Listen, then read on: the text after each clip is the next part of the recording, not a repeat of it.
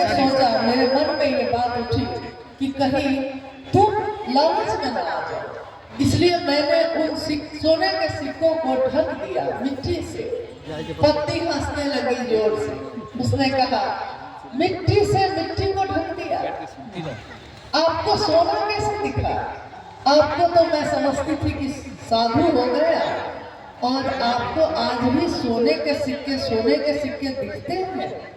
मुझको तो ये मिट्टी ही दिख रहा है, मिट्टी है, मिट्टी डाल दिया आपने। तो शिव का शिष्य बनना और शिव का शिष्य होना, दोनों में बहुत अंतर है। रहना नहीं, देश वीराना है, सुनना और इसको अपने बोध में उतार लेना, दोनों में भारी अंतर है। सुनने वाला इस वाक्य को दोहराता है बार बार, कहता है कि हमेशा रहना नहीं है, एक दिन चले जाना है। तो जब जहाँ से आए हैं वहाँ लौटना है, महादेव के पास से आए हैं, महादेव के पास लौटना है। तो महादेव को क्या मुख दिखाएंगे जाकर? चलो महादेव महादेव कर लेते हैं। कोई ये सोचता है, समझता भी है, परंतु कोई बोलता तो है, समझता नहीं। उसके लिए कितना खेत इकट्ठा कर ले, कितना जमीन ले ले, कितना मकान बना ले, कितनी गाड़ियां इकट्ठी कर ले। साहब ने आओ चले शिव की ओर पुस्तक पे पहले पन्ने पे उसकी पृष्ठ, जो प्रथम पृष्ठ, उस पे एक काल का, एक सर्प की तस्वीर बनवाई और उन्होंने कहा कि ये काल है। सर्प को, सांप को काल का प्रतीक माना जाता है, मृत्यु का धारक माना जाता है। साहब जी ने कहा कि ये काल है, इसके मुख में एक मेढक बैठा है और मेढक फतिंगों को पकड़ने में मगन है। एक फतिंगा खाने से, दो फतिंगा खाने से उसका पेट भर जाता है, फिर वो छोड़ देता है। परंतु इंसान एक ऐसा जीव है जिसको जितनी चीजें मिल जाए उसकी संतुष्टि कभी नहीं होती, वो और चाहिए की मानसिकता में ही पूरे जीवन भटकता ही रह जाता है। कभी उसके मन को संतोष नहीं होता, कभी उसके मन को संतुष्टि नहीं मिलती। नतीजा ये होता है कि रक्त बीज की तरह उसकी इच्छाएं प्रतिदिन नई नई बढ़ती ही चली जाती हैं, और एक ही जगह है जहां जाकर उसके मन को, उसके इस इच्छाओं की कामना करने की प्रवृत्ति को आश्रय मिल सकता है। वो है शिव गुरु की दया का आश्रय। महादेव की दया के आश्रय में जाकर भी उसको उसकी इच्छाओं को आश्रय मिल सकता है, संतुष्ट हो सकता है, दमित हो सकती है, खत्म हो सकती है। 11-12 उतर रही ना, आपने अभी सुना ओहे में से ओकरे दू तार टूट गेलै, अब ना है शिव के शिष्य साहब भैदानंद जी का जन्म 31 अक्टूबर 1948 सीवान जिले के अमलोरी नामक ग्राम में हुआ। अपने जन्म से लेकर ही कहते हैं कि पूत के पांव पालने में ही दिखाई देने लगते हैं। बच्चा कैसा होगा बड़ा होकर, ये बच्चा में ही समझ में आने लगता है कि आगे बढ़ के वो क्या करेगा। उनके जन्म के समय से लेकर जब वो बड़े होते हैं, उनके पिता डॉक्टर विश्वनाथ प्रसाद सिंह, माता राधा देवी दोनों के गोद में पल रहे हैं। और जब वो बड़े होते हैं, 12 साल की आयु में पहली बार उन्होंने अपने घर में एक चमत्कार देखा। एक तांत्रिक के द्वारा उन्होंने देखा कि उसने खरीके को सांप बना दिया और सांप को खरीका बना दिया। और इस घटना को देखकर, इस चमत्कार को देखकर साहब श्री के मन में एक आवेश पैदा हुआ चमत्कार सीखने का। मैं भी सीखूंगा। साहब अक्सर ये बात कहते कि जब मैंने चमत्कार सीखने का सोचा था, तो मैं सोचता था, जब मैं अघोरियों को देखता था, जब मैं जटाजूट वाले साधु को देखता था, भस्म लपेटे लोगों को देखता था, तो मैं सोचता था एक दिन चमत्कार सीखकर मैं भी ऐसा ही बनूंगा। और जब कोई आएगा मेरे पास, मैं चमत्कार दिखाऊंगा।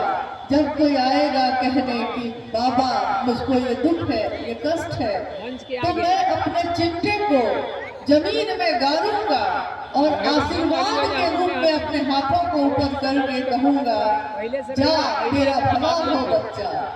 और कह के साहब हंसने लगते। कैसी सोच थी मेरी, क्या चाहा था मैंने, जो महादेव कुछ भी दे सकता है। कीम न सिद्धते भूतल, इस भूतल में ऐसा क्या है जो महादेव नहीं दे सकता। लेकिन मैं एक छोटे बच्चे की तरह उनसे लाल मिठाई मांगता था। मैं उनसे चमत्कार सीखने की याचना कर बैठा।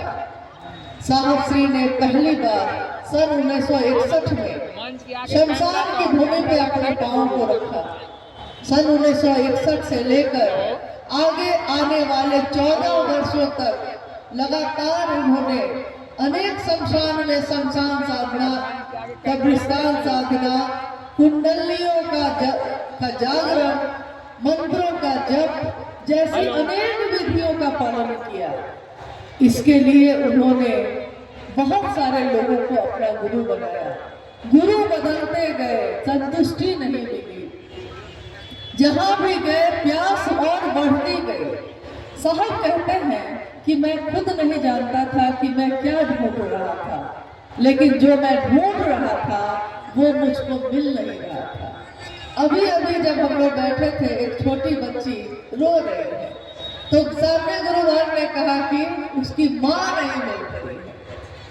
बच्चे को पता नहीं कि वो क्यों रो रही है, लेकिन उसकी माँ मिल जाएगी तो वो चुप हो जाएगी, क्योंकि उसके मन को तलाश थी अपने माँ की। लोग उसको मिठाई देंगे तब भी वो रोती रहेगी, लोग उसको खिलौने देंगे तब भी वो रोती रहेगी, लेकिन जब माँ की गोद मिल जाएगी तो वो शांत हो जाएगी, क्योंकि उसको माँ चाहिए। लेकिन बच्चा बोल नहीं पाता, तो बच्चा अपने शब्दों को, अपने भाव को शब्दों में ढाल के व्यक्त नहीं कर पाता। वैसे ही साहब श्री उस समय अपने भाव को जो वो चाहते थे शब्दों में व्यक्त नहीं कर पा रहे थे। लेकिन एक दिन ऐसा आया जब उनके जीवन को ठहराव मिला, जब एक स्थान में जाके वो ठहर गए, और वो जगह थी आरा जिला का गांगी शमशान।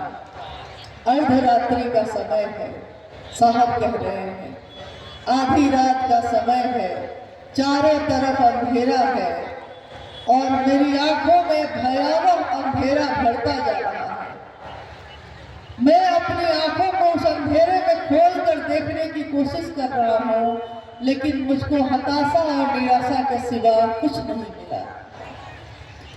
मेरी आंखों में, मेरे हृदय में एक पीड़ा है, एक दर्द है। जैसे बर्फ के पहाड़ से कोई फिसल कर गिर जाए, ऊपर पहाड़ से कोई फिसलता चला जाए और उसका शरीर लहूलुहान हो जाए, तो उसके शरीर को जैसे पीड़ा होती है, वैसी ही पीड़ा, वैसा ही दर्द मेरे दिल में उठ रहा था। उस समय मेरे मन ने सोचा कि पिछले 14 वर्षों से मैं भटक रहा हूँ, इतने गुरु मिले, कहीं कुछ भी हासिल नहीं हुआ, और आज अपने जीवन को नष्ट कर लिया मैंने, कुछ भी हासिल नहीं हुआ।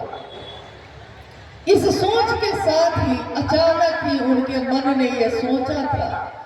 गुरु की वंदना में ये श्लोक सदियों से लोग पढ़ते हैं, गाते हैं, अर्चना में इसका प्रयोग करते हैं। गुरुर ब्रह्मा गुरुर विष्णु गुरुर्देवो महेश्वर, गुरु साक्षात पर ब्रह्म तस्मै श्री गुरुवे नमः। गुरु में ब्रह्मानी शक्ति होती है, पैदा करने की शक्ति। गुरु में वैष्णवी शक्ति होती है, यानी जीवन को चलाने की शक्ति। गुरु में रुद्रानी शक्ति होती है, जीवन को लय करने की। जो लाया है उसी में तेरा हूँ, तुझ में मिल जाऊं, उसी में मिल जाने की शक्ति। गुरु यहाँ तक कि साक्षात पर ब्रह्म, यानी वही अंश जो जीवात्मा में आता है तो जीव में आता है तो जीवात्मा कहा जाता है, मनुष्य में आता है मनुष्यात्मा कहा जाता है, और परम सत्ता में जाता है तो परमात्मा कहा जाता है, पर ब्रह्म। गुरु ये सब होते हैं। साहब ने कहा कि मेरी आदत है कि मैं हर बात का उल्टा सोचता हूँ, तो मैंने उस समय यही